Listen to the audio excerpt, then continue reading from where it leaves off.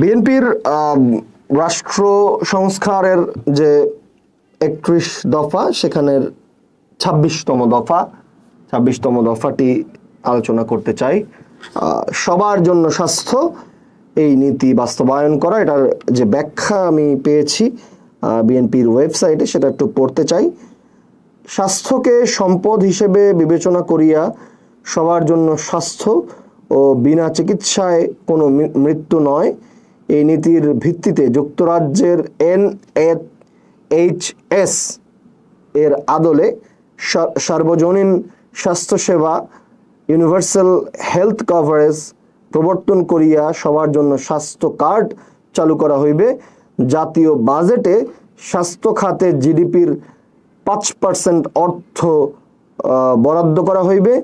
দারিদ্র্য বিমোচন না হওয়া পর্যন্ত সুবিধা বঞ্চিত হতদরিদ্র জনগোষ্ঠীর জন্য সামাজিক নিরাপত্তা বেষ্টনী আরও সম্প্রচারিত করা হইবে।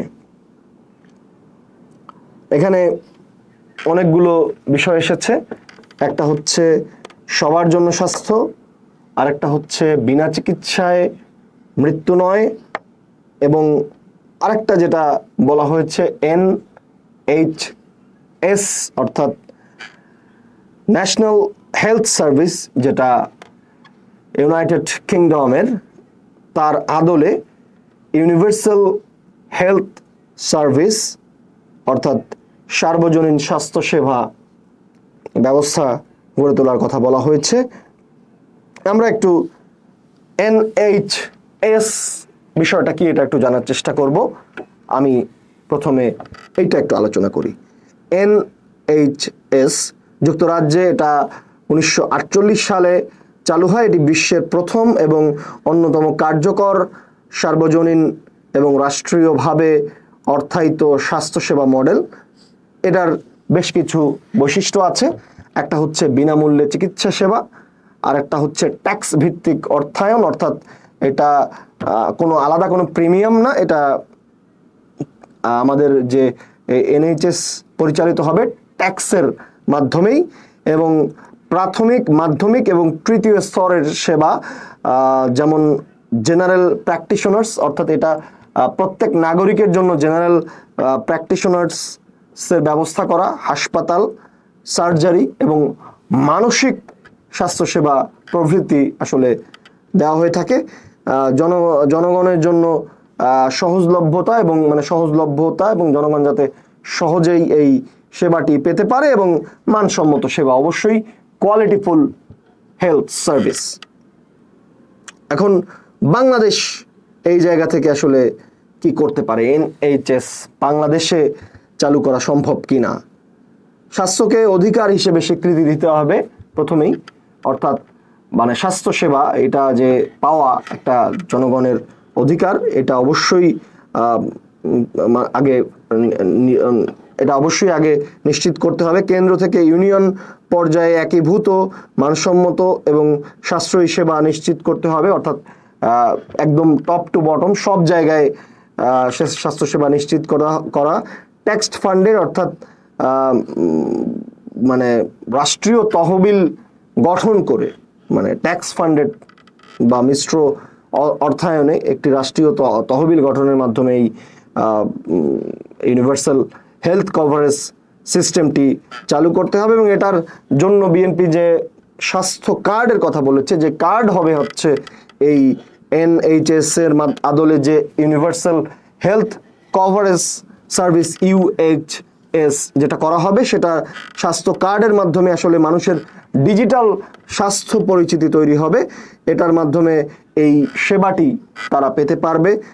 রোগ নির্ণয় এবং চিকিৎসা, ওষুধ সবকিছুই এই সিস্টেমের আওতায় আসবে। এবং এটার মাধ্যমে যেটা আমরা প্রথমে বললাম যে সবার জন্য স্বাস্থ্য, অর্থাৎ এই সবার জন্য স্বাস্থ্য চলে আসবে UHS এর মধ্যে, USC এর মধ্যে, ইউনিভার্সাল হেলথ কভারেজের মধ্যে। এবং সেই জায়গা থেকে আমরা একটা জিনিসে উপনীত হব যে বিনা চিকিৎসায় মৃত্যু নয়, অর্থাৎ প্রত্যেকটি নাগরিক, যে রাস্তায় কেউ মরে যাচ্ছে, বাড়িতে কেউ অসুস্থতায় কাতরাচ্ছে, মৃত্যু যন্ত্রণায় ভুগছে, তিনি তার ন্যূনতম চিকিৎসাটুকু পাবে না, এইটুক হবে না, এইটা রাষ্ট্র নিশ্চিত করবে এবং সেই নিশ্চিত করার লক্ষ্যে বাজেটের 5% স্বাস্থ্য খাতে বরাদ্দ করার কথা বলা হয়েছে এবং এর মাধ্যমে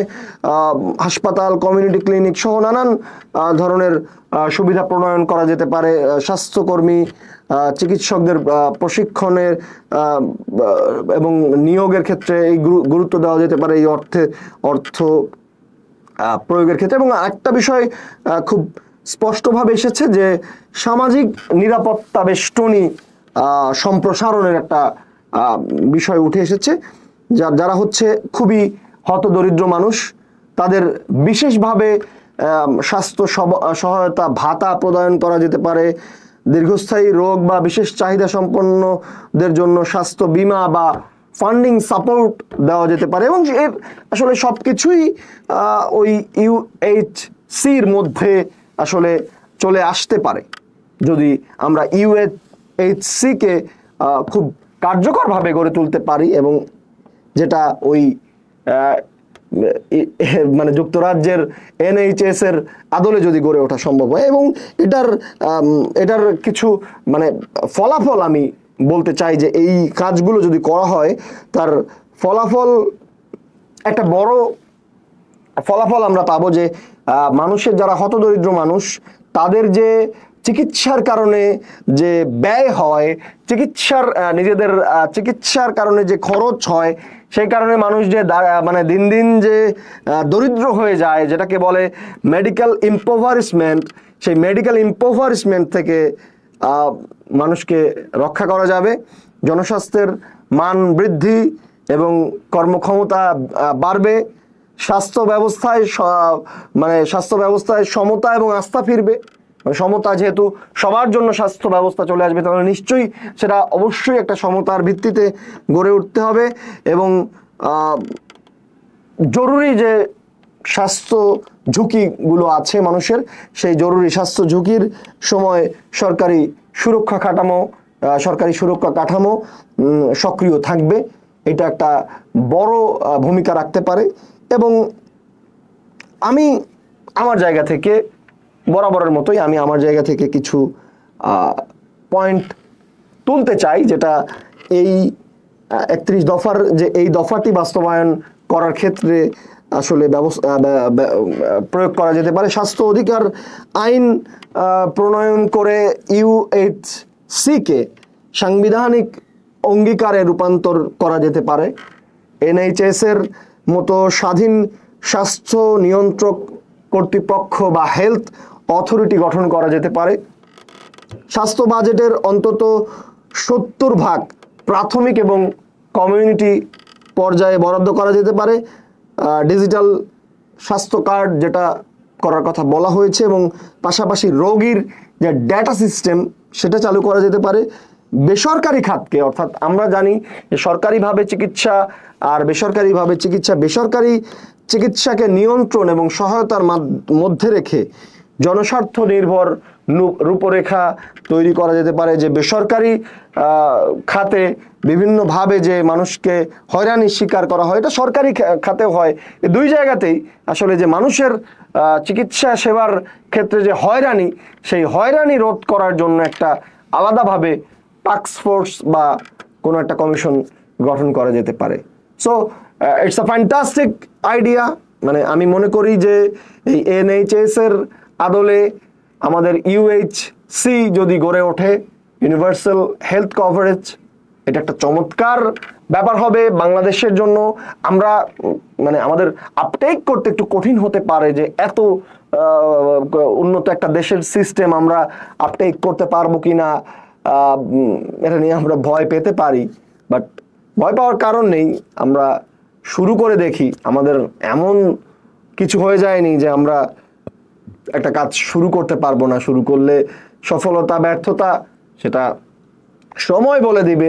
জনগণের মতামত নিয়ে কাজ হোক, জনগণ এখানে অ্যাক্টিভলি পার্টিসিপেট করুক, জনগণের অংশীদারিত্ব থাকুক, তাহলে নিশ্চয়ই আমি বিশ্বাস করি যে এই উদ্যোগ ব্যর্থ হবে না। আর নিশ্চয়ই আপনাদেরও যদি এই দফাটি সম্পর্কে কিছু বলার থাকে, কিছু যোগ করার থাকে, বিয়োগ করার থাকে, অবশ্যই জানাবেন। অবশ্যই আপনাদের মতামত আমার জ্ঞানকেও বৃদ্ধি করবে, এবং আমি যে মতামতগুলো দিয়েছি আশা করি বিএনপিও সেগুলো পজিটিভলি নেবে। এবং যেহেতু তারাই বলেছেন যে এই 31 দফা এখনো ফাইনাল নয়, এটাকে আরো ডিসক্রাইব, এডিশন বা বিয়োজন অনেক কিছুই হতে পারে। সো লেটস সি, দেখা যাক। আশা করি দেশের জন্য ভালো কিছু বয়ে আনবে এই 31 দফা।